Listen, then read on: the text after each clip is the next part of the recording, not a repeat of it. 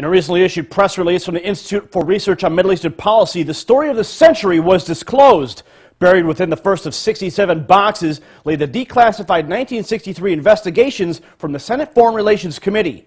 One shocking memo revealed that one of our closest allies was attempting to manipulate U.S. foreign policy.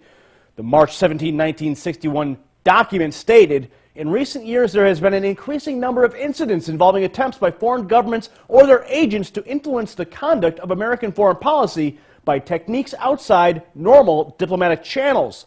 There have been occasions when representatives of other governments have been privately accused of engaging in covert activities within the United States and elsewhere for the purpose of influencing United States policy."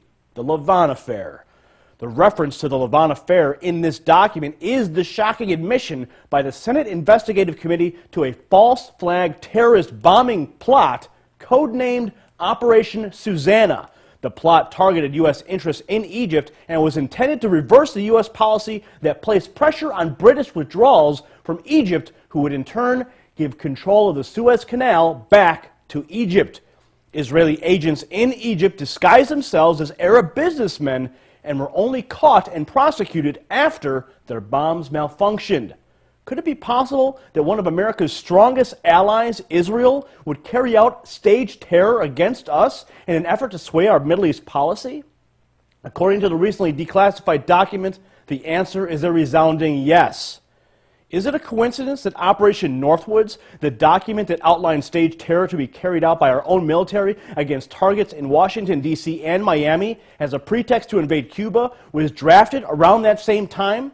Or that the attack on the USS Liberty by Israeli Air Force jet fighter aircraft and motor torpedo boats of the Israeli Navy would occur just a few years later?